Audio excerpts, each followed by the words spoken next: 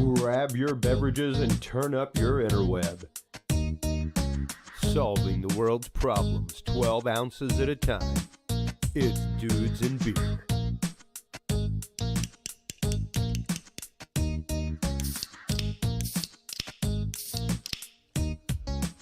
Well, hello everybody, and welcome to episode 304 of the Dudes and Beer podcast. Chris Jordan, your host here, coming to you live tonight from Austin, Texas. Had a great episode last week, talking about all kinds of fun stuff. We have really had a great run here, just ending 300 episodes, coming into 304 right now. You can see our brand new branding package, all kinds of stuff, new graphics up on screen, nice pretty look for year 5, folks. So thank you so much for everyone who is tuned in regularly for all that. Thank you so much for the people that have actively been calling in and leaving love on our listener line. Please do not forget to go by and visit that sometime, folks. If you get a chance, you can stop on by Dudes and Beer and get the phone number. Heck, I'll give you the phone number right now. It is 512, hold on, it just disappeared off my screen. There it is, 512-677-4155. And you can either leave comments for our guests, comments about the show ideas, guest ideas, questions for our guests. We will be having Dennis Stone, the owner of America's Stonehenge, on tonight to talk about that amazing, mystical, and mysterious monument out there in New Hampshire. Let's check out this clip real quick from one of our listeners who called the line. Well, like the man once said, when you hear something that cool, you just got to clap. So, thank you, my friend. Appreciate y'all, man. This is Frazier. I just figured I'd drop by and say hi. Frazier, hi. Thank you so much for listening. Hey, oh, yeah, his dog, Thor. Yeah, my puppy said he's not too vocal at this time. So, thank you so much for continuing to tune in, Frazier. It is listeners like you that we greatly appreciate out there. My favorite thing about that message was, quite honestly, the music in the background. It was like he was listening to Franz Liszt or something like that. He had this amazing classical piano music going on. Before we bring our guest on real quick, let's take one quick moment to recognize our sponsors, the good people at HC Universal Network. We have some great shows over there. All the family over there, thank you so much for the many years that we have had together. I look forward to us all conquering 2021 together. With that in mind, let's go ahead and check out this little commercial real quick from Podcast Cadet. Have you considered starting a podcast? Looking for a way to make your business a voice of authority in an industry? Then Podcast Cadet is the solution for you. Whether starting a podcast for yourself, your brand, business, school, church, or just plain fun, Podcast Cadet is here to help you navigate the waters of the podcast industry. Specializing in one-on-one consultation and training with industry professionals in fields ranging from podcast technology and editing to distribution, monetization, and even social media strategies. Podcast Cadet tailors their services to the specific needs of you and your podcast. Do you already have a podcast and trying to find ways to engage and grow your audience? Sign up for your Podcast Cadet audit today and let us help you explore new and exciting ways to leverage your content and elevate your podcast brand to whole new levels. From consultational workshops to affordable podcast production and maintenance packages, Podcast Cadet is your one-stop shop for everything podcast related on the internet. Visit podcastcadet.com today to sign up for your consultation or training and use code DUDES20 to save 20% off your entire purchase. That website again is podcastcadet.com.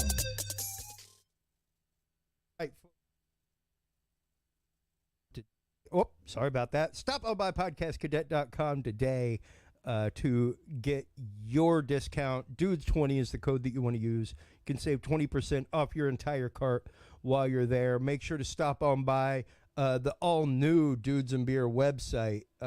As I said, new graphics package means new website, newly designed, fresh, crisp, for all your wild entertainment, all the episodes there, all of our links, all of our friends, videos from all of our guests, everything else. Speaking of guests, our guest tonight, the amazing Dennis Stone. I have heard him on shows for good Lord knows how long. At least since I've been into Coast to Coast, and that was back in the Art Bell days, and I had a good over decade of that. So to have him on this evening to talk about his little piece of property out there in New Hampshire known as America's Stonehenge, this mysterious monument that his family took on years ago and that he has carried on.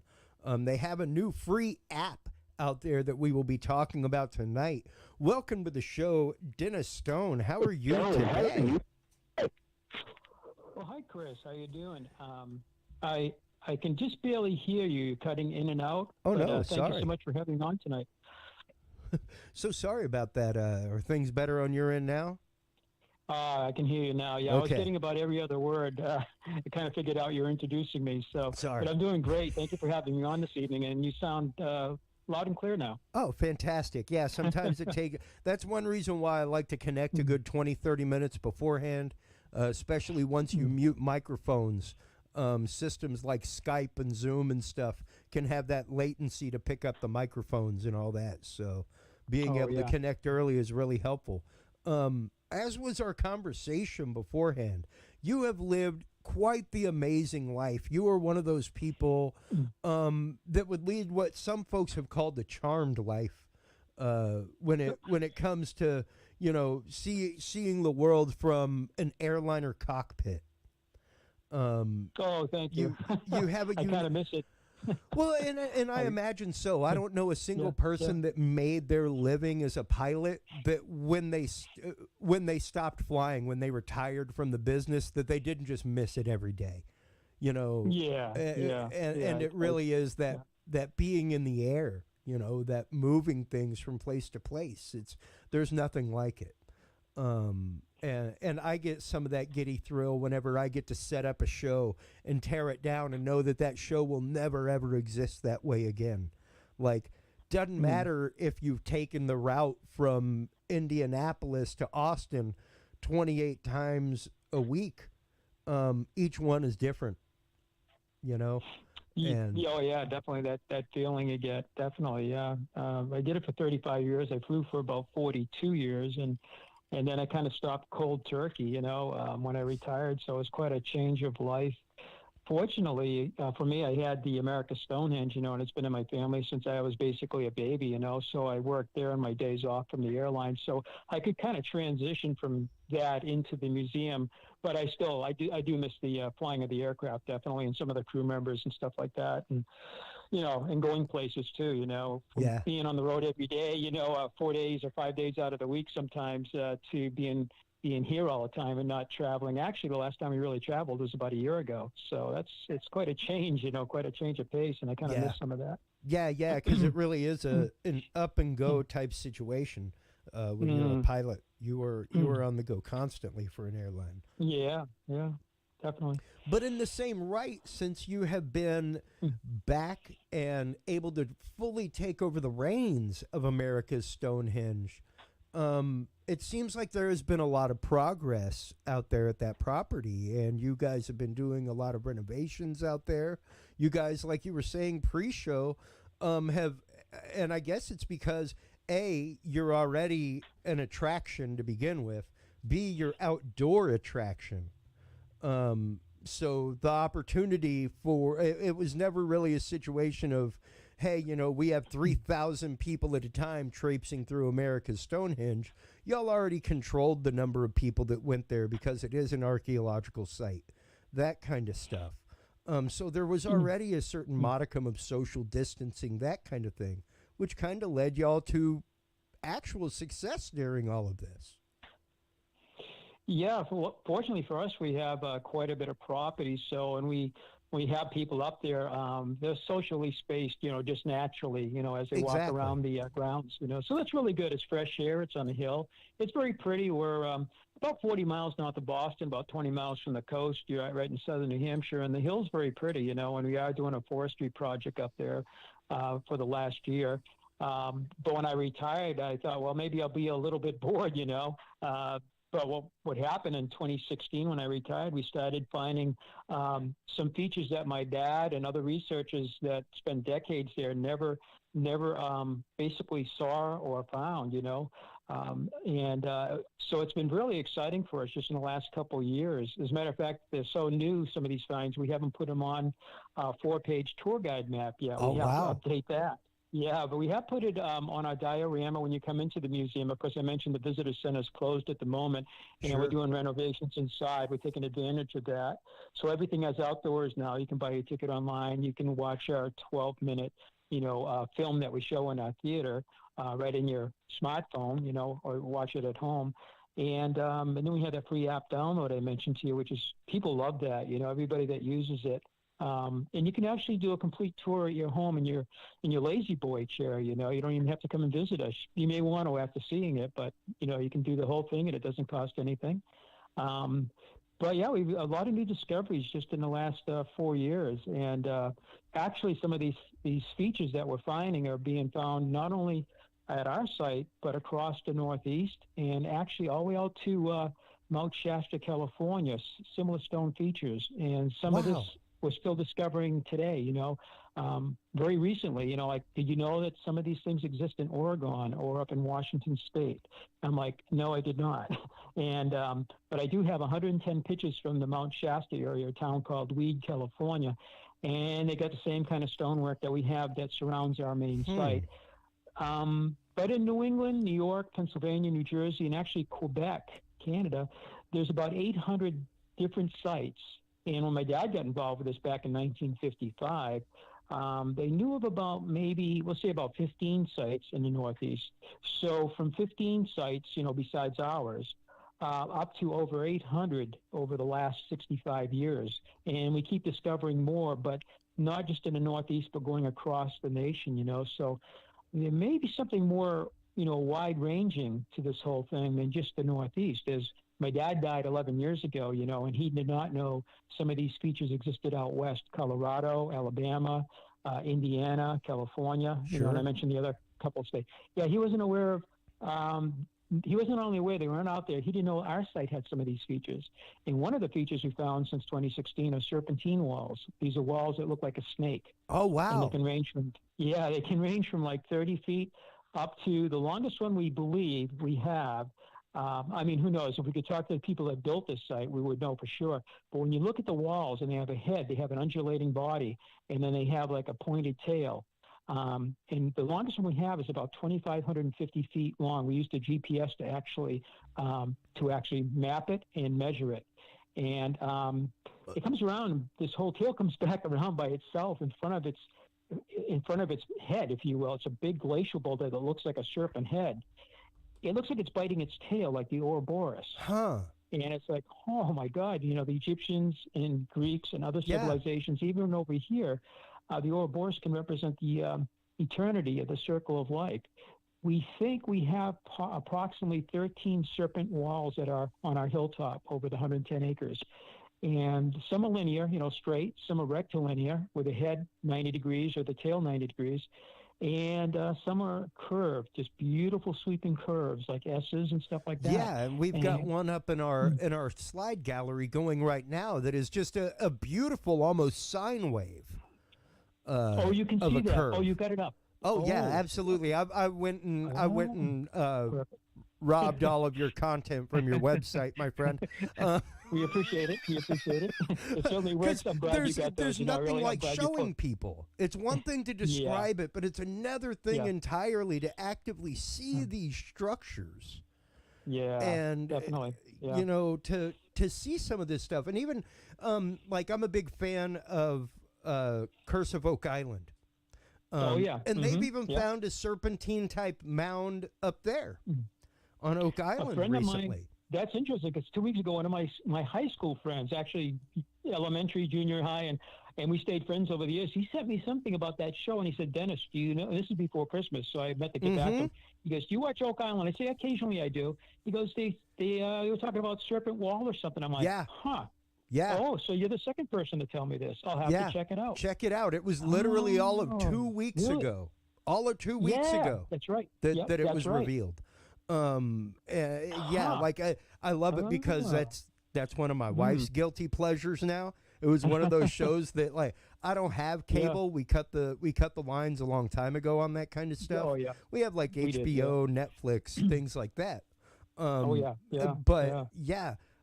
I watched shows like that whenever I was on the road. So that was my guilty pleasure while I sat there and coded website in my off hours or prepped for shows. I would have things like Oak Island and that kind of stuff on in the background, you know? So, it's nice now that my wife is like, "Oh, is the new episode out?" And I'm like, "Oh, all right." But yeah, it was really cool. Interesting. And just to thank you for that. To know that there are so many serpentine motifs that go on in structures across the Americas, period. Yeah, absolutely. And one of the interesting structures that y'all have there that has fascinated people for years is called the sacrificial table. At least called the sacrificial table, because I mean, we of course quantify what the use might be, but we don't know that for sure. Let's start going into a little bit of the paleoarchaeology of this site and the actual what we do know about things that are there. Well, the site, it's a hilltop of about 110 acres. The main site, where most of the stone structures, chambers, if you will, are located, cover about 1 acre. And outside of that, we have 15 acres that contain the astronomical alignments. There are 51 alignments of the sun, the moon, and stars. And actually, the wall that surrounds that 15 acres is the longest serpentine wall, we believe. It actually touches every astronomical alignment. Basically, sunrise, sunset, moonrise, and moonset, and star alignment. And then it goes counterclockwise, that wall. It does a couple of undulations with its back. Some of those undulations are actually like cross-quarter days, like November 1st, February 1st, cross-quarter days. And it touches, like I say, all the other astronomical alignments. And it comes back and humps right in front of its head, does a 90-degree twist, and it looks like it's biting its tail. But the main site, we think, was probably a ceremonial site. Just like the 15 acres surrounding it. And we don't think it was a living place. The amount of tools that came out of it, we have hammer stones, we have rubbing stones, stone scrapers, stone hoes, arrowheads, stone knives, all sorts of stone implements that came out of the last 83 years worth of digging. So there is a Stone Age technology going on there with the stone tools. But if it was a place where people lived, the structures probably would have had more space in them, for one thing. A lot of work went into these structures, and they yield very little interior space. But also, I think you'd find the middens, the places where they threw their refuge, their trash. And although we do find artifacts, not the quantity of where people would live. Almost, I think the site looks a lot like the megalithic sites of Western Europe, which we've visited many times. It doesn't mean the same people built it, but they were mostly tombs, temples, and monuments from our best guess today, and it may not be totally correct, Sure. But archaeologists pull their hair out of their head, because when they're digging on sites like Stonehenge, they do find a few tools. They find, some remains of human beings in some of the 56 Aubrey holes. But they don't find a lot of household goods, and that tells a whole story about the people generally. You don't find a lot of pottery. You don't find a lot of evidence of people like shacking up there for extended periods. They may get together there for a month or so for a solstice gathering or something like that, but then they move on. And one of the questions that popped up in my head, just the pictures that I've seen over the years, and of course the archaeoastronomy that goes on at the site, is the confined space perhaps, are those spaces like the small caverns that are made, things like that, are those lined up with observational points to where perhaps they're just supposed to be something to block out the rest of the light so that you can perhaps see planets at sunrise, that kind of stuff. Yeah, you're right. You're onto something there because, well, some of the structures do look like some of the. I've been in Ireland and we've been all over Europe. Sure. Well, not every country, but we've been in a lot of places in Malta and everything. And what I've seen, like what we call the V hut. Our V hut is shaped like the letter V, and it has a big stone roof on top of it, and it faces the southwest, kind of in the direction of the winter solstice, generally speaking, sunset. Kind of. But when my dad and I went to Ireland in '83 and spent a week there riding around looking at, they have like 2,000 megalithic sites. We looked at quite a few of them, Newgrange and all of that, and Nelthendalf.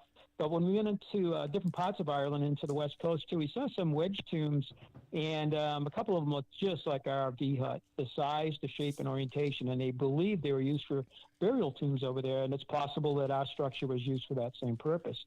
Just next to that is a structure we call the east-west chamber. It runs roughly 30 feet true east and west out of true north, not magnetic. And it looks like the gallery graves. I've seen them in France near Karnak. They're also in Ireland, and they're in the Netherlands, and they call them the Giant's Bed in the Netherlands. And one of my friends, he's an author, and he's been on TV shows like History, Mysteries at the Museum and stuff like that. But anyway, he was over there a year ago last year, actually, so it's a year and a half ago. And when he was there, he was texting me, and I said, hey, what's the direction out of true north at that Giant's Bed? He was looking at a couple of them. I said, but he was looking at one particular one. He goes, oh, it's true east and west. And you look at the size, the shape, and the orientation, it does look like our east-west chamber. We have great big orthostats, big stones as slabs that are quarried and then stood vertically up for the wall, and the big capstones on top. But the watch house actually is kind of outside of that 1 acre, and it's the head of that 2,550 feet serpent. There's a rock in the back wall of it, and it's a quartzite stone. It's very white, where the rest of the stones are kind of grayish colors or darker. We've been looking at that for decades, and there's been speculation in different books by like Hans Holzer in 1992, and other books written before and after that was, what is that? Could that be something that could be lit up by the sun? We just don't know. My friend from Texas, she's in Bullitt, she was up twice to see this site. She just loves the site. And when she was up a year and a half ago with her phone, she had an app on it called Sunseeker, and she was inside the chamber. And I didn't have that app on my phone. I could have done it too, but she's pretty good with it. She's really talented. She went to college for that, took astrophysics and all, archaeoastronomy and all. Anyway, she's in there and she's looking, and she goes, I think at about 9 o'clock on your equinox, you're going to see the sunlight illuminate this stone. So we had to wait about a year to see that. And last spring, she was here a year ago last spring. So last spring on the equinox, there were about 5 or 6 of us there, and we photographed it. We did a time lapse. And actually it was a little bit earlier in the morning, roughly 8 o'clock in the morning to about 8:30, about 30 minutes, the sun rose and not only illuminated the stone in the back wall, but it actually framed it because of the shape of the entrance of the structure. It actually had a shadow and light frame, and it was the shape of the rock on the back wall. Yeah. And if like the sun could be the male, and the sunlight's fertilizing the sperm going in, like Newgrange, and lighting up the back wall, fertilizing the egg. And the Newport Tower in Rhode Island does the same thing. Those are winter solstice. This is spring and fall equinox.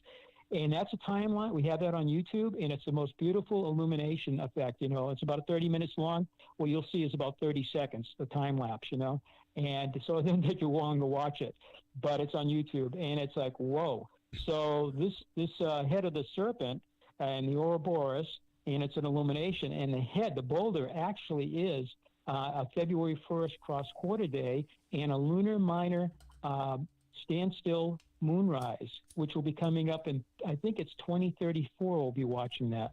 So it's like a multifunctional chamber. It does a lot of different things, Now, this is not discounting the Native American tribes of America. All right? Right. Right. Absolutely. But they are not exactly and precisely known as calendar builders, my friend. And the thing, too, is in the Northeast, the tradition is they weren't building big stone structures. They were making stone into tools.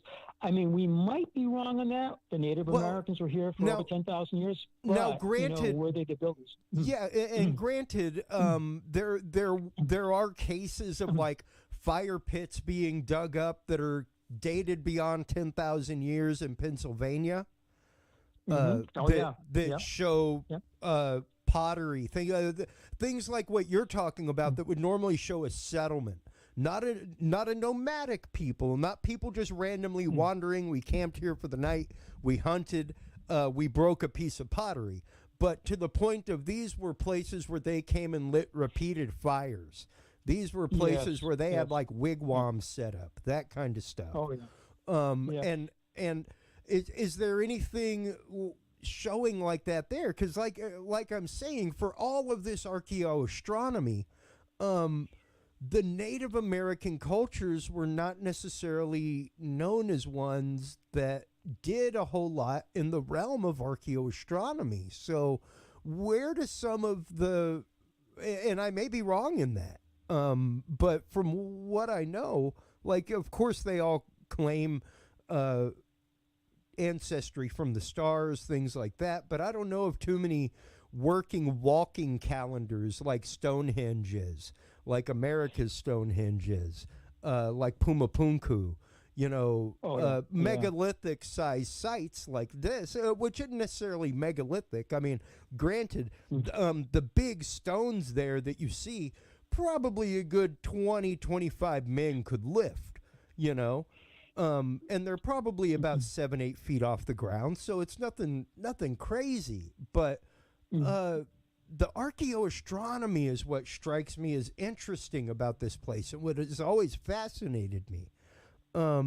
Because where did this come from? Right. Yeah, we began the work on the archaeoastronomy back in 1965 when Gerald Hopkins from the Harvard-Smithsonian Center for Astrophysics, originally from England, he was British, he came over and he wrote a paper in 63, and then he had the book come out in 65, Stonehenge Decoded. Then he wrote a couple, more. He wrote another book after that later. But the CBS special came out, The Mysteries of Stonehenge, that same year in 65. And my dad and other researchers going back into the 30s knew that these monoliths are out in the woods.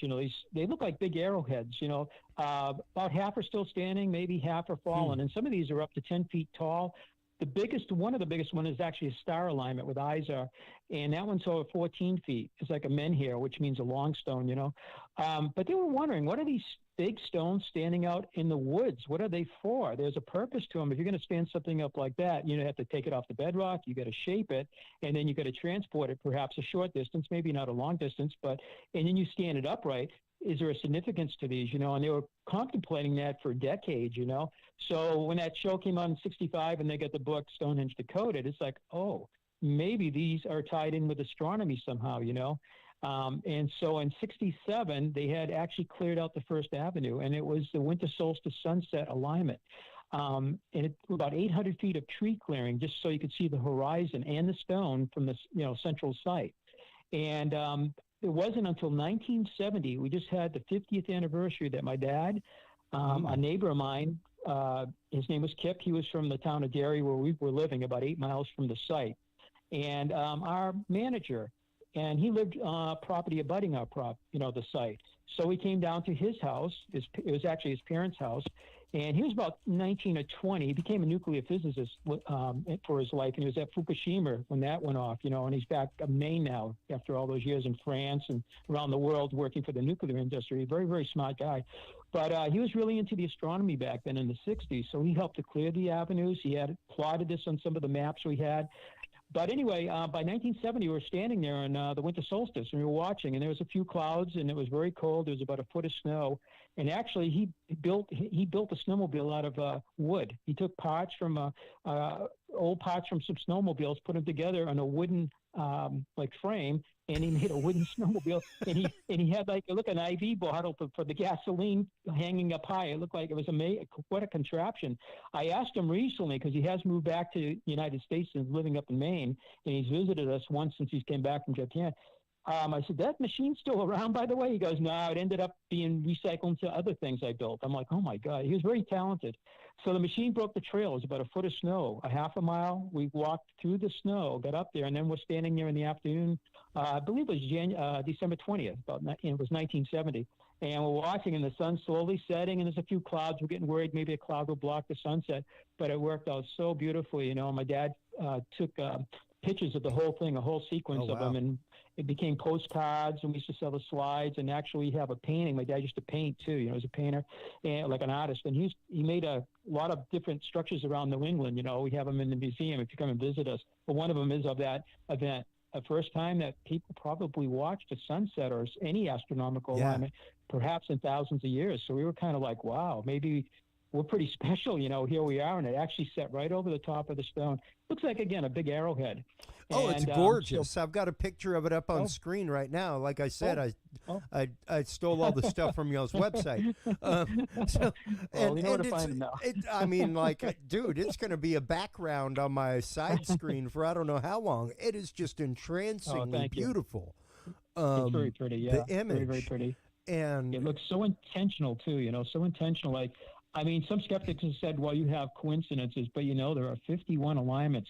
There are 24 with stars. Yeah. And that was from the Harvard Smithsonian report in 1978. One or two accidental alignments is one thing. Once you hit 5 and beyond, you've got something. There's a pattern there, just as a trained observer, which, I mean, pilots are beyond. They are trained in dead reckoning. And being like, and what that means, folks, is imagine being 15,000 feet in the air, going about 300 miles an hour, and suddenly all your instruments go dead.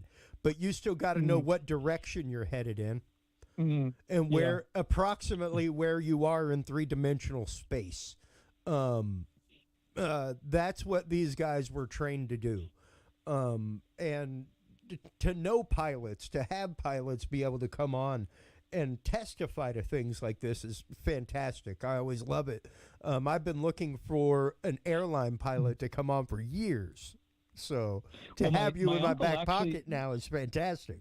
Well, that's fantastic. Yeah, and when I was flying, I told my co-pilots about this. We were sitting there for hours flying along, and they into astronomy, a little bit of geology, archaeology, and this mystery, and they really enjoyed that. Well, one of the original researchers on this, besides my dad, was his first cousin named Oz. Last name was Stone, just like the same name.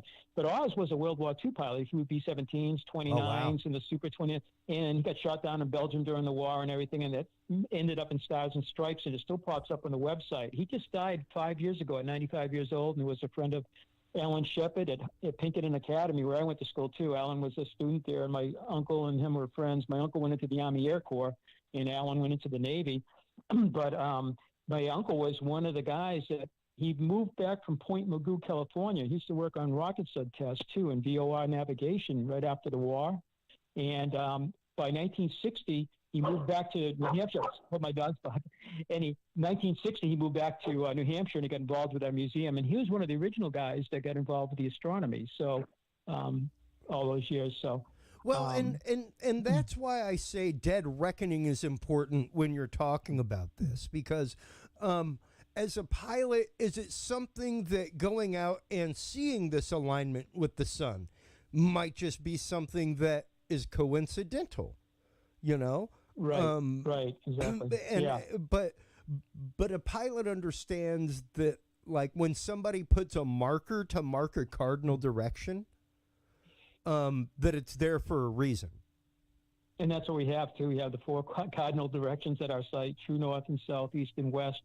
And then we have all the solar, lunar, and the stellar alignments too. Well, yeah, because I mean, I've got it paused right now on y'all's video, which is a very poignant overhead graphic of the area that has the site marked, and it literally almost looks like a starburst of radiations coming out that are not drawn or highlighted. They are the natural features of what was quite obviously carved out of the woods. Yeah, where trees were cleared. Well, actually, most of that is us. The ancient people would have to do a little bit of that. They would have to do some of that too. But that was, like I say, started in 65. But what we have been doing with our with our archaeologist. She just retired, actually. She was a president of the New Hampshire Archaeological Society, and she joined us in '89. And she just gave her notice this fall, and we met with her. And she's in Florida right now, but she's retiring because of her age. But she's been wonderful, and she's done a shovel test pit study across the hilltop. And her husband was a doctor of geology at Tufts University for 30 years, so he knew the geology very good, you know. And one of the questions was how much dirt was on top of this hill 4,000 years ago. And although we don't have anything really precise to tell us exactly how much dirt, it's been accumulating very slowly, and it's from windblown soil and particles and vegetation decay, and it's about 125 years for an inch. But we have erosion up there too. But she did a shovel test pit study. It's called an STP. It's a 50 centimeter diameter hole in the ground, basically. And she did about between 1990. She joined us in '89. Worked on the North Stone, which is one of the stones that aligns with Polaris. 4,000 years ago, it was aligned with a star called Thuban. Oh, wow. She found a fire pit, and it was starting to tip in 1988. We decided in '89 to do an excavation and maybe to stabilize it, and that's when she joined us in '89. And she was mainstream archaeology, and our site is not mainstream, but she was willing to stick her neck out, come down and take a look, and she stuck with us for over 3 decades, which is wonderful. And she tried to get some of her colleagues, and she brought a few of them in reluctantly. You know, they're like, well, that's just a bunch of rocks up there. They, their archaeology is, ancient and Native American, which is cool, but it's usually pots and points, or colonial, and they don't know about stone walls and standing stones and chambers, that's not what they know or were trained in. Well, so and like I said, because that is not the atypical Native American history, construction, anything like that. Right. Like maybe when you get to the Southwest, you'll see some adobe work, maybe some flat stone work, things like that. But to see what you see at America's Stonehenge, to see this kind of work, to see, and even though, like what you're saying, this overhead is, and I didn't even think about that, obviously paths that y'all have cleared. But even then, the ancient people who built this site would have had to have those sight lines. And when you look at it, it's like, it straight up looks like a runway. It looks like cool. It looks like somebody's observational deck of a set of runways. Where it's like, yep, this is where they all cross, east and west, so it very obviously looks like a centralized point from which observations of the heavens took place east to west. If those lines of sight were cleared the way that they are right there. And what we think from the shovel test pit study is that she said basically the hilltop 4,000 years ago is probably, and she used her husband, as an expert too, and he was well known in New England, Dr. James Hume, but she said basically that the hilltop is probably 75% bare ground and maybe 25% covered with earth, and that means there were some trees and brush, and because the ancients would have used some of that for firewood and for probably tools, log rollers and, that kind of thing. They would have had to done a little bit of clearing, but not to the extent that my family has done since 1965, when they began the project with the astronomy. But they would have had to probably remove some trees, and they would have made use of the trees, obviously, too. They would have needed that wood for different things. Yeah, absolutely. Absolutely. Yeah. Very, they're very thrifty, I guess. They're very, like a Yankee, we're very, very practical, Hey, if you can use it, guy. Use it, yeah, exactly. And they did. Well, sure they but did. But once again, that's one of the curious things, is that this is no small undertaking. I mean, even once again, just looking at the still frame of this overhead, that is a massive swath. That's big. It is. To look at the structures, maybe one of these structures could have been built over the period of, maybe a week by a few people. But once again, to lift those big stones that comprise the front entrance of some of these chambers would take a smooth, good 20 really able people. Like some people that were like, hey, how you doing? My name is, Sven. I'm in the World Lifting Championship, like that kind of stuff. Those and most of this, because of course New Hampshire is the granite state. Right. Exactly. Most of this is granite stone, correct? It is, yeah. And granite weighs about 163 pounds per cubic foot, so we can estimate the weights. One of the biggest roof slabs, the roof slabs are generally some of the bigger stones, the sacrificial table is about 9,000 pounds. But the biggest roof slab we have there on the main site still is about 14 tons, so about 28,000 pounds. So that's a pretty hefty piece of rock, but they separated it from the bedrock. And Dr. David Stewart Smith, who passed away 4 years ago, just as we were starting to discover not only these serpentine walls, but beautiful linteled windows in these stone walls. And that's a whole different thing. These things are amazing. But David passed away in 2016 from cancer. He had been with us since 1978, and he had a doctorate in historical anthropology, theology, and he was an trained archaeologist. Spent a lot of time in Europe, too, 6 years working for the British government back in the 70s. He was from Connecticut, came back home in 78, joined my dad's group called the New England Antiquities Research Association, which is still going strong. And, really? He was amazed that he was amazed that these structures existed because he had left Connecticut, not knowing these things are here, worked for the British government on megalithic sites. It was part of what we call the English heritage today, but it was before, I think in 83, English heritage was formed. It was the group before that, and he helped restore some medieval stuff and megalithic stuff. And when he came back to New England, I was like, oh my God, we got these stonework here. He goes, there are some differences between this megalith and some of the stuff over there. But he goes, the stonework here is amazing, And he worked on the way the stones were quarried without metal tools, the way they were shaped or dressed with using hammer stones. And the first stone in situ, which is one of these big slabs, was found in 1982 by one of our staff members. And Dave had informed our staff to look for big slabs of stone out in the woods, maybe propped up with like a field stone, a rounded stone or whatever. And maybe the edge of it looks serrated, like the edge of an arrowhead, and a little dimpled. And so this woman named Mary, one of our guides, she was up there sitting, having a picnic lunch by herself out in the middle of what was the woods at the time. And she noticed sitting on this rock, it seemed to be elevated, and the edge of it seemed to be serrated. And so she looked at it a little closer, got underneath it, and said, it looks like it's propped up. She brought it to the attention of David when he came. He was down there, every now and then he'd come down because he was a professor too. So he'd come down and he saw that and he goes, oh my God, I think we've got a quarried stone, and it was in the process of being separated, raised up, or propped, and it was being shaped or dressed with hammer stones. And Dr. Gary Hume, the state archaeologist, the same name as our archaeologist, they're both friends, but they're not related, and they live near each other too. And he's still alive. But 1983, he was a state archaeologist, and he was mainstream.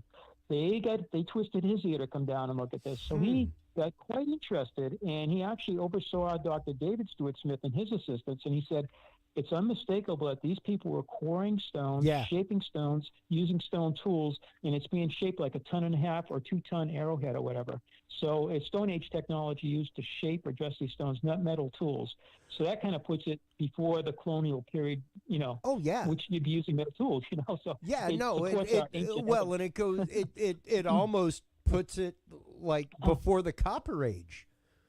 It does. And one thing we thought about, too, because if the site was anything to do with the megalithic sites of Europe, copper was still bronze, made out of copper and timber. It was very, very valuable. So there would have been people still using stone tools. Even around the world today, there are people using stone tools. We've gone past the space age. And there are some primitive tribes today. So some of these people probably had some metal tools, perhaps bronze, but it would have been expensive and rare, to have them uncovered soon. And the funny thing is, a lot of people will be like, well, the hardness of granite, especially gray granite. But whenever you start getting into things like dolomite and stuff like that, whenever you start getting into things like pegmatite, some of the stones like what are up in Maine that tourmaline grow in, that kind of stuff, you're looking at right up around the same hardness as granite. Pretty hard, on the hardness scale, So it would definitely be something that, especially like as opposed to red stone granite, like what we have here in Texas, which is high in carbon and high in feldspar. The gray granite is a lot softer than that. So to be able to shape that with something like pegmatite, if you can't tell, I'm a rocks and minerals nerd. No, right. No interest at all. Because I loved rock hounding in Maine. It was so amazing. Great formations all up there in New Hampshire as well. And that's just it, to see this kind and this quality of of granite. This is not like surface found granite. Mm. This has definitely been come up in layers. Yeah, it's definitely been quarried granite. It's definitely been worked. Yeah. Definitely, yeah. And to see the precision of the workmanship on things like the stone table, the so-called sacrificial table, not that there's ox blood found or anything like that, folks. It just oddly looks like there is it looks like if you've ever worked at a butcher's shop or seen a butcher's shop, it looks like a dressing table. Where there's a blood groove that is supposed to go into a sink or a drain, and like you can see it right there distinctly in the top upper third of the right hand side. It's really remarkable. But even if you look at that rounded corner, like it's so fine, the detail of it is so fantastic, and to know that may have been done with stone tools. Is just phenomenal. Phenomenal. Yeah. It's really, really amazing. It's kind of a bell shape. We have located its quarry socket. It's actually under the astronomical center of the site. Wow. And so we know where it came about 40 feet. They moved it, and they probably moved it across the bedrock and set it up on its four legs right next to the oracle chamber. Even to have quarried it with stone, though. Tube, yeah. My God. It is. What we discovered about it recently, just in the last couple of years, is that groove we always thought was rectangular, 90-degree corners. It is not. It's a trapezoid. Now, that's another discovery in the last four. Not only does the table have that, is that groove trapezoid, but it doesn't conform to imperial measurements of inches, feet, and yards or anything like that. Neither does the site. And Roscoe Whitney, MIT engineer, was working on the site with Mr. Goodwin as a foreman back in the 1930s, 37, 38, 39. And he actually mapped the site. He used a plane table, so he did cross-sections, profile, and plan view. We have all of those records, all the maps he made of the site. He said at the time, he goes, whoever built the site either didn't give a damn or know anything about linear measurements, because I've measured the width, the height, the depth of these chambers. I've looked at imperial measurements, and it does not conform to them. He did not know about the megalithic yard. And the megalithic yard was discovered by Dr. Alexander Thom in Scotland. We met him back in 1983, and we had supper with him and his son, Dr. Archibald Thom. They're both deceased now. They're very famous, working on the megalithic sites of Europe, actually surveying them, and finding that they're not only aligned with the heavens, but they actually used the standard unit of measure, what he called the megalithic yard. And there was a megalithic rod, an inch, and a megalithic fathom. But my dad and I met them back then, and we had a wonderful supper. They gave us turkey, and it turns out it was our Thanksgiving over here. They didn't know that, so it was a really nice evening with them. And but anyway, back in the 70s, when I was already aware of the megalithic yard from Dr. Thom's work. We've been reading it, we're corresponding with him, and I looked at when I made my diorama that you can visit when you come into the visitor center. It's right there when you walk in. It's about a 30-acre of the 110 acres with the astronomical alignments and everything. And I was doing some measuring with a couple of other workers there at the time back in the 70s. And I said, this megalithic 32.64 inches seems to fit some of these structures, but we didn't really pursue that. It was like, this is really interesting, But more recently, just since 2016, we've been measuring things like the groove on the table. And the bottom of the groove is 1.5 megalithic yards. The top is 1.25. The length of that groove is two megalithic yards. The height of the table above the bedrock is 1 megalithic yard. And the width of the table is 2.5 megalithic yards, and it's bell-shaped, so up near the top, it's 2 megalithic yards. The length of it we couldn't get because it goes into the oracle chamber. The part of it actually goes into the walls, and we'd have to tear it apart to get actual measurements. But we started measuring some of the chambers. Not only does the megalithic yard seem to work, and it's preliminary, but we found that the structures are actually trapezoid in shape too. The courtyard, some of the chambers, and a thing we call the Patty's cellar is actually trapezoid. We've been using handheld LiDAR this year. It's a $50,000 unit, and a gentleman from Connecticut's come up and he's mapped 15 acres of the 110. He's put 600 hours of processing into it, and you can measure down to 1 centimeter, because this is really high-resolution LiDAR. And we can use it to not only maybe determine what standard unit of measure, like the megalithic yard or something else, But when you look at the LiDAR, it strips out all the vegetation and everything. You can look at the chambers very, very, get a perfect view of these things. When you look at them, it's like, oh my God, you can see the trapezoid shape in the courtyard, the plaza, some of the chambers, because he actually went into the chambers and mapped them too. So we got a lot of things going on there with the serpent wall, the windows, perhaps the megalithic yard, but the trapezoid shape is something we just discovered too. And I was reading about some of the structures in England, which I visited some of them in England, but I couldn't get to all of them. But one thing caught my eye on a book, I forget the name of it, was they do have trapezoid shapes to the plan view, I guess, of some of the structures, some of the floor plans, I should say. Because yeah, so I was going to say, specifically as an audio engineer, one of the things that you have to do in order to make a, quote, anechoic chamber is to get rid of right angles. Oh, wow. Which basically means that you float a room inside of a room, and each wall is about 1 degree off from center, so that you are not creating a cube, and that gives nowhere for a resonant bass wave to occur. So perhaps, especially because that is a stone room, and I don't know, I'm just going there once again. I'm throwing out another thing for you, especially with those being observational spaces. If you're supposed to be in there for a long time, if you were to start hearing vibrations, echoes, things like that, that could definitely disturb your vision. If you were trying to observe stars once again from a very enclosed space, which those spaces are maybe 5.5 feet tall, like they are not big enough for a person of my height to just walk freely inside of, and they're maybe about the same width, at least from the looks of them, from the outside.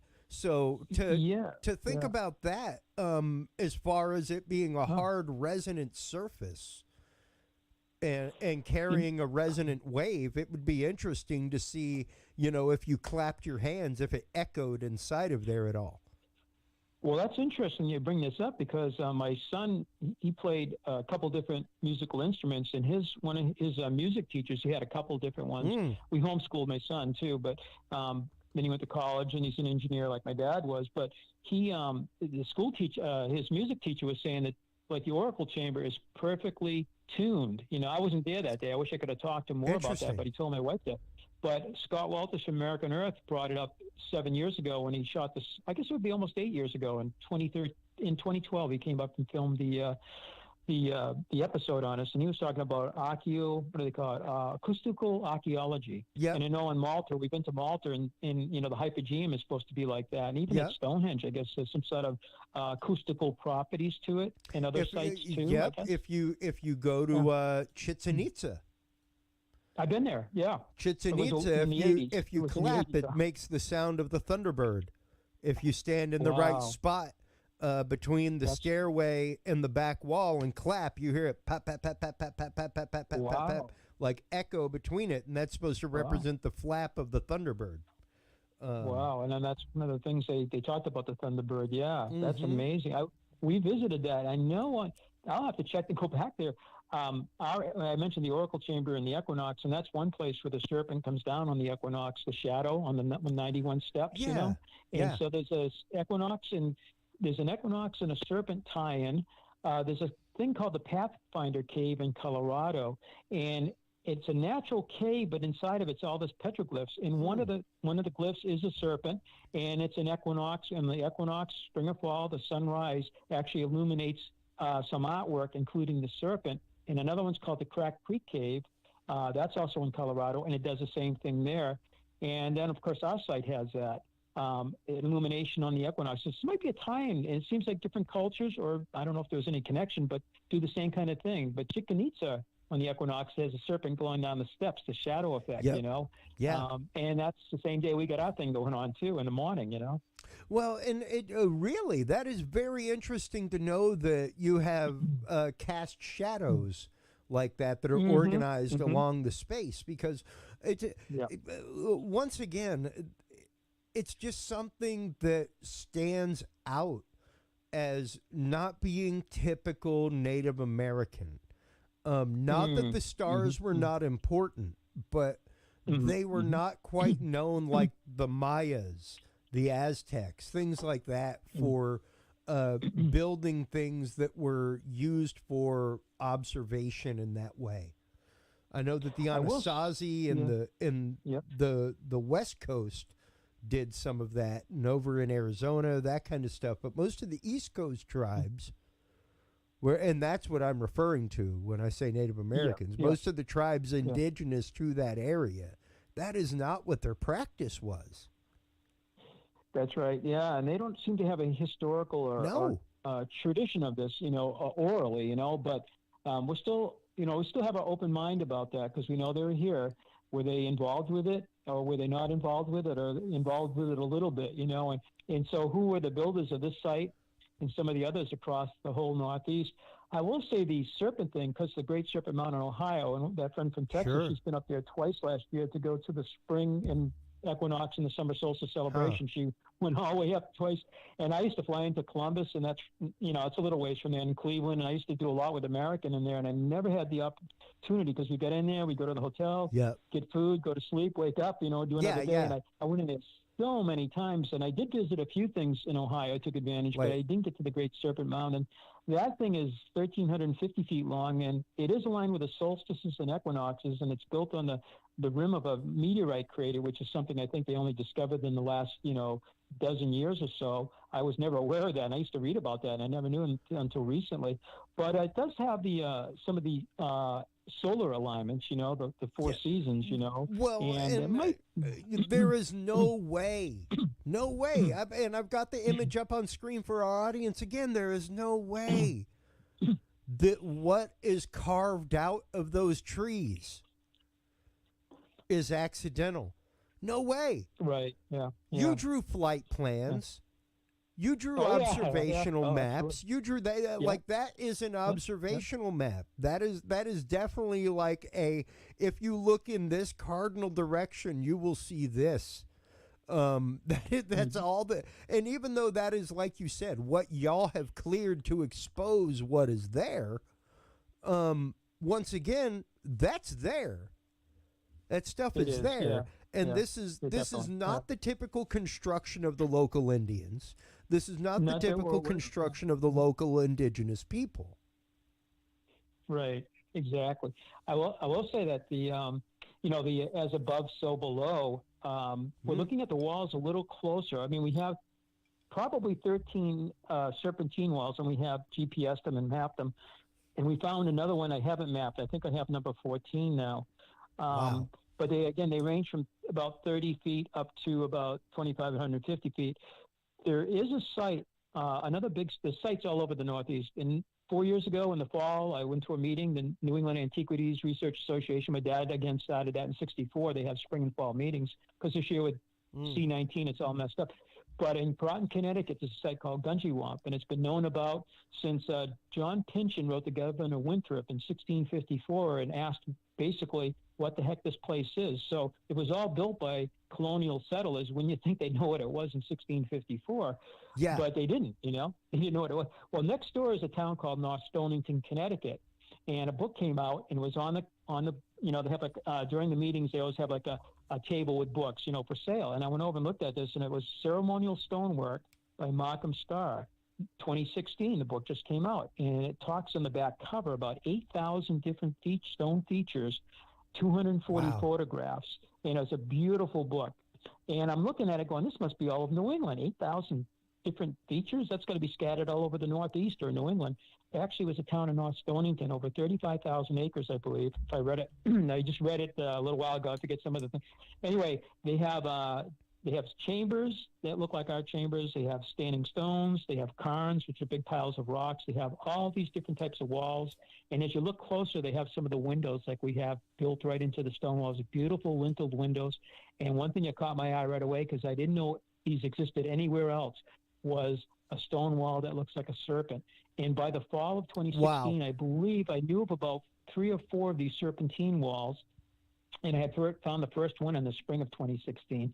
And I'm looking, and there's over 400 of these stone walls in North Stonehenge, Connecticut. And again, they range from about 30 feet up to 300 feet, with the average being 100 feet.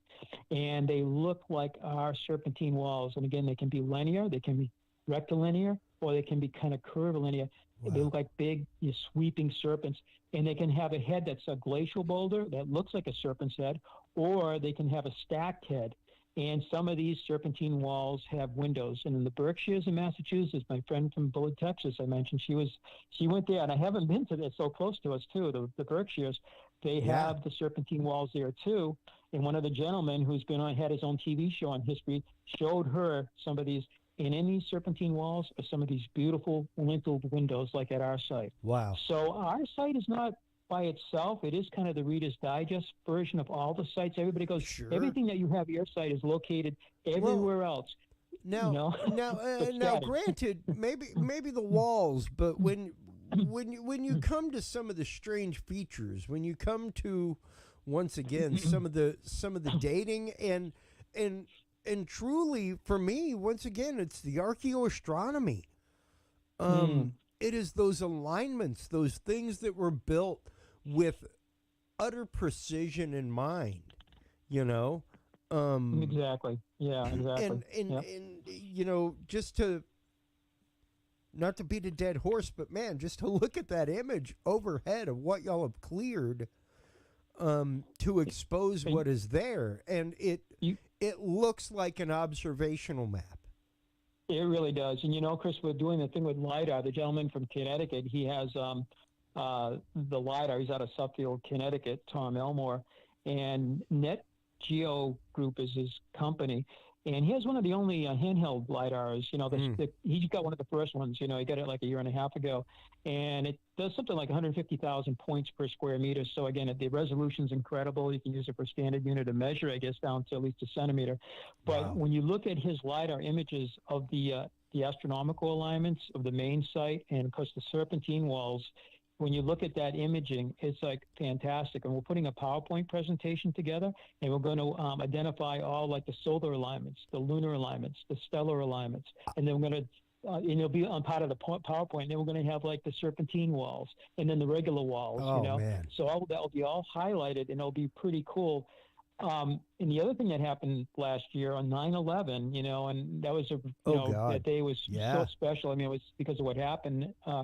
But my first granddaughter was born on that day, emergency C-section. And we're so delighted. Her name is Juliet. So she was born on 9/11, 5 weeks early. And while that was going on, with her going to the emergency room, we had a group of about 25 people doing what is called the optically stimulated luminescence testing at our site, OSL. And what they do is they take cores of dirt next to a structure on the roof or next to the walls, and even some of the stones, and they take them to a laboratory and do all these different chemical, treatments to it or whatever, and then they shoot lasers at it. And what they can tell you is the last time that dirt basically saw the light of day. Oh, wow. And they did 4 cores at our site. We had 2 New Hampshire state archaeologists from Concord, New Hampshire, our capital, down. Yep. They had never been to our site before. We had Dr. Feathers from the University of Washington. He had to go through all the C-19 testing like everybody, I guess, did. But he flew out, and he was in New England for about 10 days. But he was at our site on 9/11 all day. His 2 assistants came from Brookhaven National Laboratory on Long Island. They were up, and they're originally from France, Oh, wow. And then we had a licensed geologist who was also got a master's in geophysics, too. And we had the research team from New England Antiquities Research Association, and they were kind of working with Dr. Feathers on this whole thing directly. And then we had the gentleman with LIDAR, Tom Elmore, bought his LIDAR. He had already mapped where they were doing the cores, but he wanted to be on site when they did it. And then his friend from Massachusetts has a company called Radar Solutions International. She has the GPR, the ground penetration radar, and she had been up before in the spring, and she came for this special occasion, and she actually ran the radar over where they're taking the cores in the Oracle chamber. So I wanted that mapped, the surface and the subsurface. So if there's any questions about where these cores came from, it's on her data. Now she's going to take her data, and they're going to put it together with the LiDAR, and it's going to be the first time we have 3D above and below ground imaging where she ran her array. He did 15 acres. She only did like a few thousand square feet because it's very time consuming running her equipment back. And, I helped her. I was like, oh my, she's been up about 3 or 4 times. So that's going to be interesting. The results, I was told, preliminary results will come out in April. And they did 4 cores. One of them was in front of the watch house at the end of its tail, the serpent's tail. It does another up and down like a hump. They took a core from the front of that. They did 3 from the oracle chamber. And that's the biggest structure still on the site, right next to the sacrificial table. They did 4 other places in New England. And so we're going to be excited to see what the results of those places are. They may be, contemporary with our site. We just don't know. Yeah. 2 years ago in Pennsylvania, a site called Ole Hill. It was a big stone man-made platform. Yep. Kind of like a big square con. And it had some terracing. All these things are built by farmers 200, 300 years ago. They're all colonial, post-colonial. Well, the results came back this last summer. It took almost 2 years to get the results back. There were no colonial farmers practicing terraced farming. Yeah, and this thing is like a big, actually more like a big platform. I mean, that's it doesn't look that's much more of a South American form of farming. Yeah, the terraced farming, like that's like what the Mayans and Olmecs and people like that, people who live in mountainous terrain, practice. And they had to. And it made sense. Yeah, it makes sense. Yeah. Well, the results on this came back, and the dates ranged somewhere. The more recent date, I think, was something I'm going to top of my head. They had like several dates, but I say about 370 AD. The oldest date was 3000 BC, and they say the central date or the medium, it was weighted. The medium date was about 570 BC. So it could be older than that. So this is before Christ, This is not something that was colonial, post-colonial. So we're excited, and Dr. Feathers was involved with that. That was a separate project altogether in 2018. And once again, even to echo back to earlier in the episode, your location was talked about in 1600 documents. Yeah, it goes quite a ways back. I mean, it goes back into I mentioned my Uncle Oz, my dad's first cousin, who was a pilot, and he worked on the astronomy. He told me in 2015, before he moved to Long Island to his oldest daughter's home, my uncle's wife had Alzheimer's, and they wanted to gather the family together, so he moved away.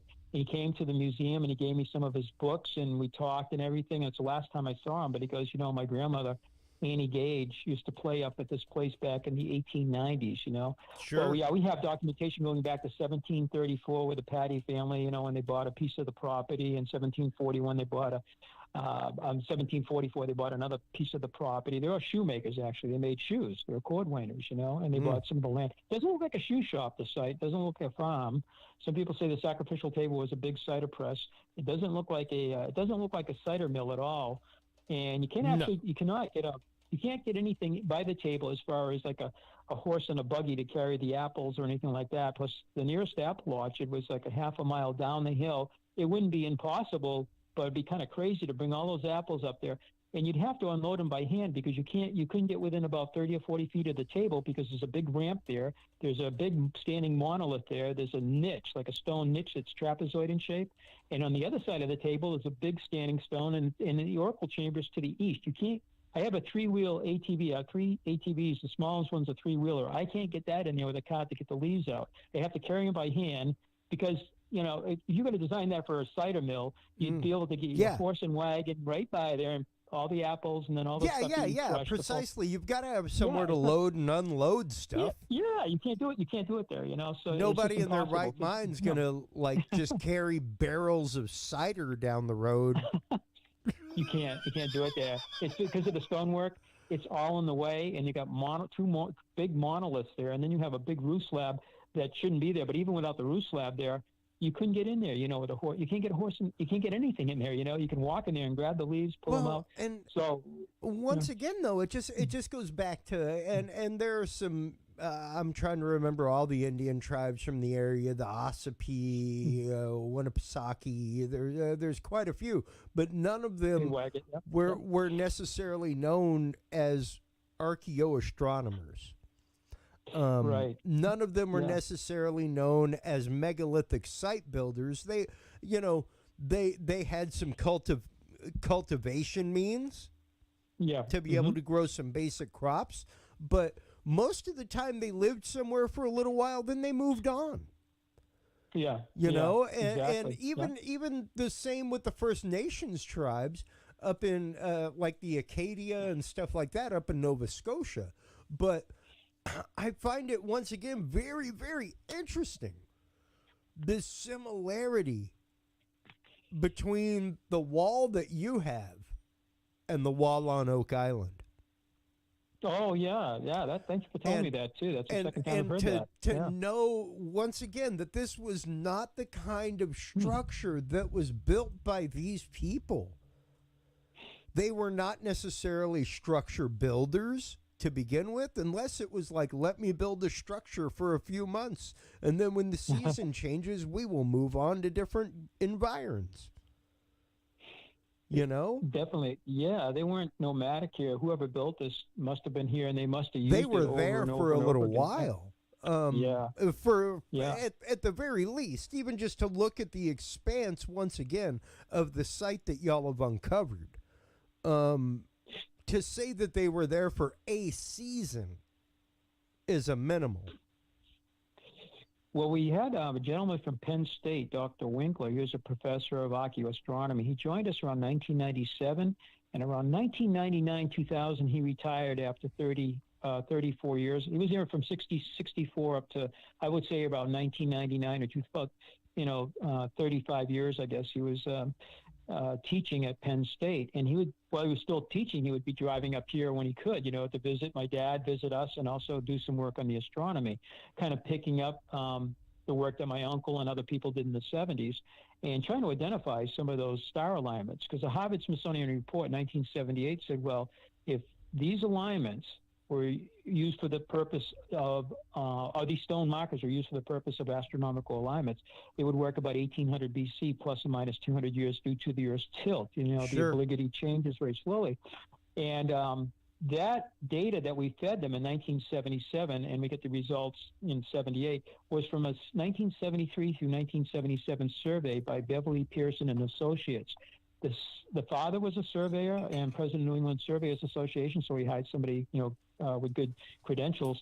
And his son, Charlie, is still alive. And Charlie just retiring from survey work. Oh, wow. And he just sent me a message about a week ago, which, thank you for reminding me, because I got to respond to him. He just sent me some new data. But he's cool. But he's interested. But he's pretty interested, because I mentioned to him about 2 years ago when he came up with his wife. He didn't have time to go up on the property. I saw him in the parking lot. And then his wife was chewing his ear off to get going. But I started telling him about the serpentine walls. I said, we have walls that are shaped like serpents, Charlie. Because when he came up there and surveyed in the 70s, and he did more work in the 80s, they go up and survey the walls and the astronomical alignments. They didn't look at every detail, and a lot of it was covered with brush and trees. And that's why the big S-shaped serpent, one of the big ones, that's 150 feet from point to point. We walked by that for decades, and it was just enough brush in front of it, around it, and not really having our eyes open. That's the other problem. You're not looking for it. We walked by that wall for decades, and we never realized we were looking at an S-shaped serpent wall with a triangular stone head, and there's other features in that, too, that repeat. There's triangular stone head that points to the sun. Yeah, I mean, and we never noticed that. And my dad died he died 11 years ago, and he didn't know about one serpent wall, but he used to go out with Dr. Winkler, and they would, towards the end of my dad Winkler's life, he died about 2001, I think it was, suddenly from a heart attack. So he retires, has a little retirement, and dies suddenly. It was really sad. He was just really getting into the site.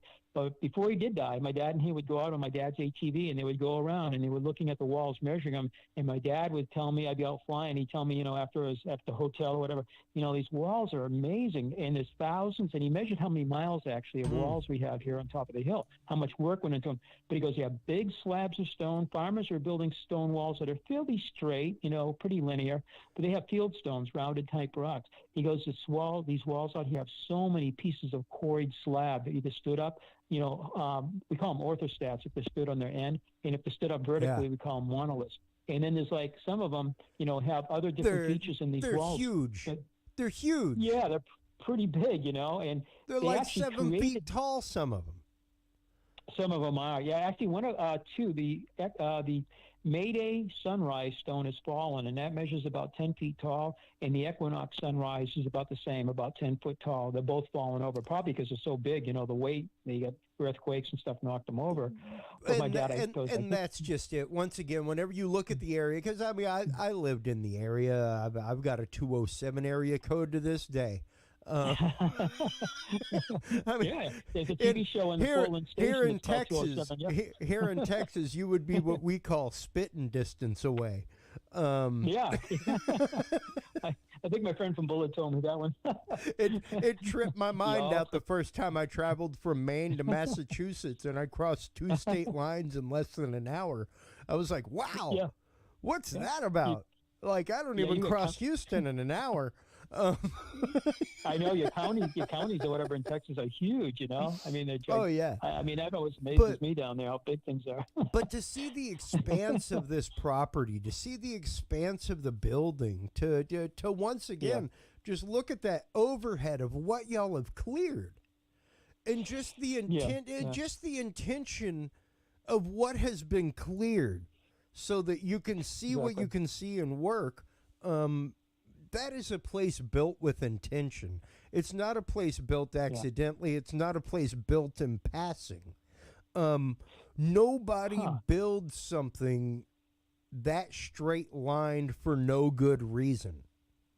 You know, that's funny. You know, you said that the Tom Elmo with the LiDAR, he's got a master's degree in landscape architecture, and he basically said what you just said about like the walls. You could, hey man, you could go out and that's just it. Like you could say, hey, somebody was trying to mark their property line. Cool. Look at all the property lines around that in this picture, folks. How straight are they? Most of those, quite a few of those, I guarantee you, have a stone wall either next to them. There are very few property lines in that area that do not exist back to the days of the 1700s, where you don't see some kind of remnant of a stone wall somewhere, you know? And it's pretty rare that you see it on a straight axis. You know, it's funny, our surveyor, Charlie, you know, he said basically he went in and he looked at the town, you know, on microfiche and everything in town records, and he looked at the property lines, and he goes, almost all of your walls up here do not match any property lines. There's just a couple of them that do, probably because somebody saw a wall and took advantage of it. I would too, even if it was an ancient wall. But these walls twist, bend, and they turn. And a lot of them we found out just in the last couple of years by looking and clearing. We're doing so much clearing up there with hedge trimmers, and we're actually got a forestry thing.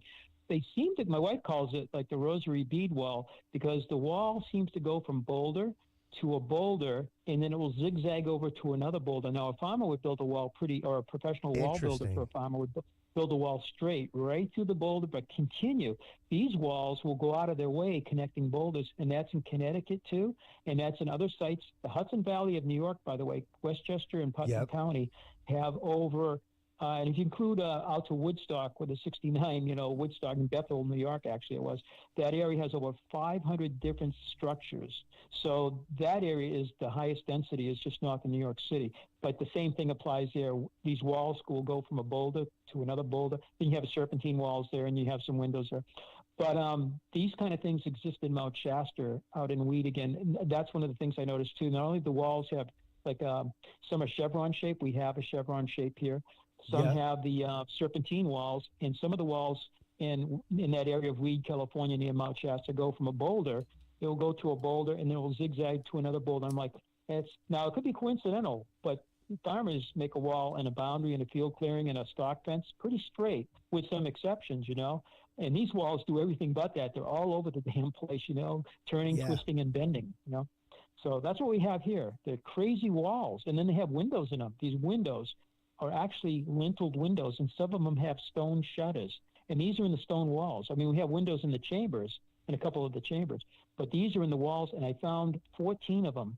And one serpent wall has 4 of them in a row. And I don't know if you have any pictures of those linteled windows, but they're actually I don't have any pictures of the linteled windows. I don't think there were any for me to steal from your website.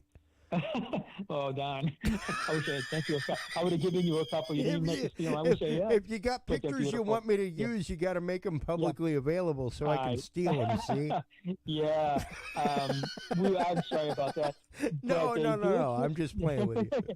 No, I know. I wish I had them for you because but they don't, sometimes they're near the bottom of the wall. Sometimes they're midway in height up the wall. And sometimes they are they're a couple of them next to each other. And like I mentioned in the Berkshires, where they have some serpent walls, they have windows. And a couple of them were a window next to a window. There's no reason a farmer would build these windows. No. And again, some have shutters that are vertical stones that actually... And once again, these structures to begin with are nowhere near big enough for you to hang out in any kind of permanent faction. No, they are not made. They are not constructed for you to live in. They're definitely not constructed because, hey, early people were simple folk, but you know what they weren't? They weren't stupid. They knew that when you had fire, you needed a way for it to escape. You needed a way for smoke to escape, or you were going to choke, That's why teepees had an open top. Absolutely, yeah. And the Oracle Chamber, Oracle Chamber, the Oracle Chamber is amazing because, and we're just talking stone walls, not even chambers. These are just stone walls with windows, but the chambers have window. The Oracle Chamber has 5 stone closets in it. It runs true north and south. The east-west portion of it is actually core built, the inverted staircase building style. It looks like almost like an arch, and that has got the core building. We did find that the chamber in ruins in the last 4 years actually has 3 walls, the 3 corners are core bell. That's an old world technique of bridging a ceiling, basically, like inverted staircase kind of shape, And another chamber there has a core belling too, and that's another discovery just in the last 4 years. We knew the Oracle Chamber had it since forever, had the core belling. Yeah. But on the north end of that chamber, the Oracle Chamber, and by the way, the megalithic units seem to fit that, there's a chimney flue. And the chimney, until 1958, the year my dad opened it up to the public as Mystery Hill Caves, had 2 stone louvers in there, and these louvers could be used to adjust the draft of perhaps a fire. But the other thing we look at and they were stolen that year. I think some of our visitors took them away, and we have pictures of them, and we have all the records of them, but they're gone today. So they've been missing for 60-something years, which is unfortunate. Yeah. And it had a stone that would actually slide across the top of that and block the entire chimney. Wow. But a gentleman from Harvard University was working with me about 20 years ago, and he was a professor at Harvard, and he would come up. He was really interested in astronomy, just like you and I are and the rest of us. But he was thinking about zenith alignments, like some in Mexico, in South America, to look directly up at stars, Sure. And we actually started working on that project using that chimney. And he was going back in time because the Earth's tilt has changed, and then you have the precession of the equinoxes. He was actually working on that and coming up with a couple of stars that would actually pass through that chimney if you sat in the bottom and looked straight up. And we did that at night. We'd go up there at night and watch because we saw what was happening today, not what was happening 4,000 years ago. But that was another possibility because you mentioned stars and looking at something from a chamber. Yeah. And that's something we looked at. And that was back 1999, 2000, 2001, somewhere around there. We were working with that. Well, and, something that just crossed into my mind, just looking again at this overhead view, man. It's kind of creepy. you need 6 points of reference to map something in 3D space. And it certainly looks like you have almost 6 radii coming off of this circle on the property, like 6 pie-shaped radii to mark a spot in 3D space. That's interesting. Where the last one would be overhead. So yeah, just throwing it out there. Weird, strange things. Yeah. I mean, we're still, no, that's perfect because that gets you thinking, And then when you start thinking of these different things, sometimes it takes somebody on the outside to see things that we can't see because I mean, just if you look at it, and quite literally, this is at minute 9, second 18 in your video. Oh, okay. Is the overhead view that I'm referencing. And it quite literally looks like the coordinates of something within 3D space. Interesting. Really wild. But once again, even to look at it as something that is used for astronomical observation. Exactly. Once my again, dad, not something practiced by really the Indians of Nova Scotia necessarily, which would be the closest neighbors to anything like the Penobscots or Pennacook or Winnipesaukee or Ossipee, any of those that would be in that area. We have the Pawtucket and the Pentucket, part of the Pennacook, down here. Yeah, exactly. Yeah, you know the we've talked to some Native Americans too.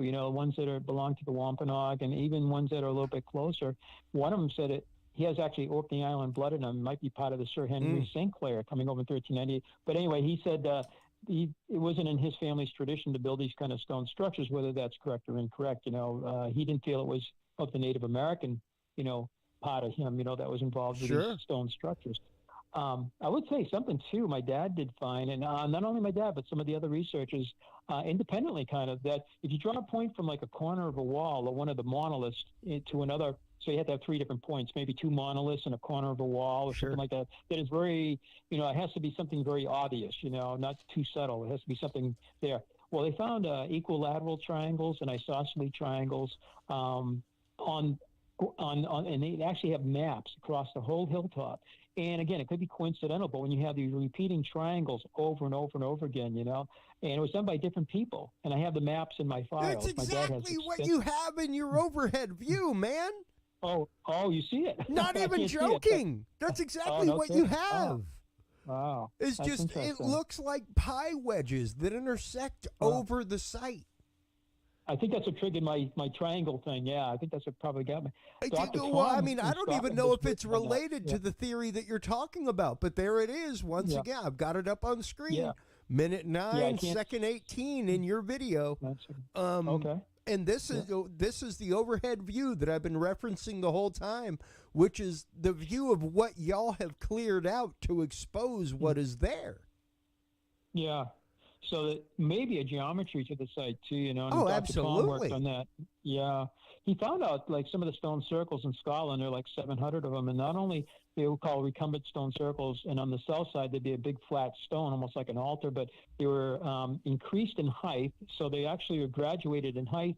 As you look if you stood on the north side there's about 800 circles in Scotland, ancient megalithic circles, but on the north side, and you're looking south, and it's so far north in latitude, everything is further south. So when you have a lunar major moonrise south, it's very low on the horizon. Yeah. And every 18 and a half years you have that. The next one will be coming up in 2025, I guess. We're getting ready for that too. The lunar interesting. major. Yeah, and we're having the foresters actually open up those avenues that have never been opened since we began in 1967. They'll be open for the first time. I want to be there for that.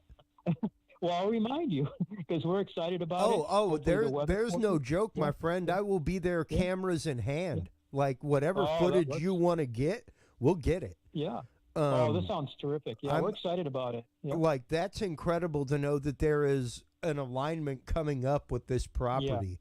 Yeah. If there's because like I said, I got friends, I got people up in the area.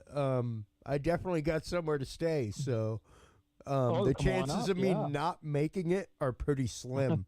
Well, you can go. We'll come up and do a live episode, everything, man. I guarantee you, because it's just incredible to me to know that there is something like this in the backyard of America.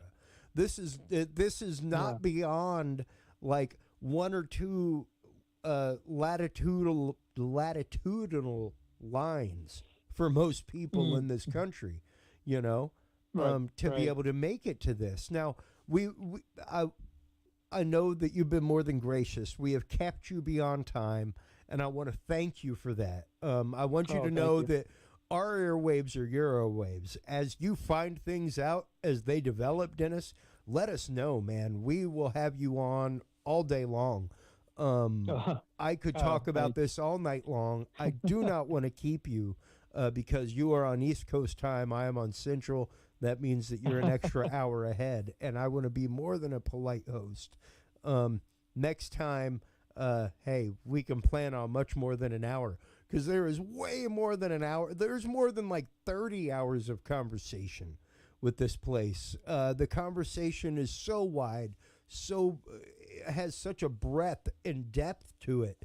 It's absolutely phenomenal. And to know that somebody like you has quite literally had a lifetime of experience with this place. You have gotten to see it from the day it was open to the public to now, and to see the route of discovery that has been taken is phenomenal. Oh, thank you so much. I totally enjoyed the show. I hope your listeners enjoyed it. And, we have some exciting things coming up, like the lunar alignment. And also the OSL dating. We'll find out what that's going to be, by April. I think it'll be preliminary.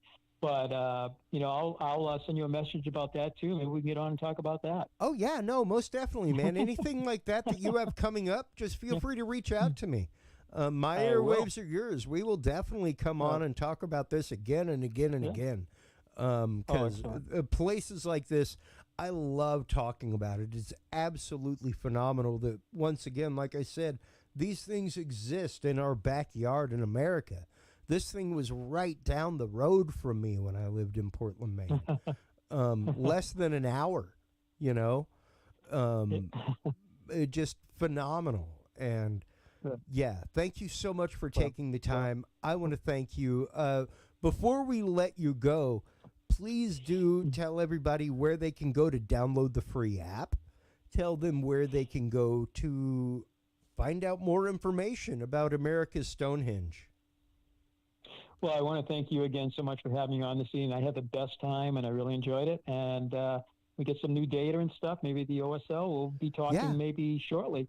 But people can go to our website at stonehengeusa.com.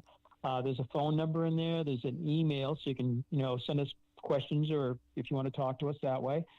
We do have Facebook, and we're on Twitter. Instagram, I'm sorry. Yep. We're on Facebook and Instagram. But on that StonehengeuSA.com, there's also the free app download under America's Stonehenge, and you can do a complete virtual tour at home. And you can use it when you come to our site, too. You can walk, and this thing will take you around. And then the 12-minute theater video. I think you might have been using that this evening. I couldn't see it, but that's the one you were using. And that can be watched, too. That's right there on our website. Yes, it is. So, you can check it all out. You've got a lot there to look at, Well, I'll also throw in there the New England Antiquities Research Association, non-profit organization my dad started in '64, near.org, and you can see other sites too. And that's a link. I think that's pretty cool too. So, but thank you so much again. Oh yeah, man. Once again, anytime. I'm sure that this. Thank you so much to Mark out there who connected us. Oh yes. Thank you, my friend. I know that. He listened into another episode of another guest who he's friends with, and he was like, hey, you did a great job with this. I have somebody else that you may want to be interested in. You may want to talk to this guy at America's Stonehenge. And I was like, great, that's awesome. It was one of the most random coinky-dink meetings in the world, but the reason why the universe resonates the way it does and exists is this. So once again, man, anything. Anytime, we would love to have you on. We look forward to having you on regularly with so many regular discoveries going on out there at America's Stonehenge. Please do hold the line while we close things out real quick. While you're online checking things out with America's Stonehenge, downloading the free app, which, my God, I can't wait to download when I'm off air. I'm so nerdy. Make sure to stop on by dudesandbeer.com. Dudesandbeer.com is where you can find all the episodes. That is also where you can find the Knowledge Vault full of declassified information, declassified government information. Right now, I am looking for a huge CIA data dump that just came out. And I cannot wait to get my hands on it to put it there for you guys. Because, of course, as of the signing of the new CARES Act, they had 180 days to disclose it all when it came to UAPs and UFOs. So there's going to be all kinds of fun stuff happening on the horizon, folks. Keep your ears open. Keep your heads on a swivel. Until next time, if you can't be good at it. Take care of yourselves. Take care of each other. Bye-bye.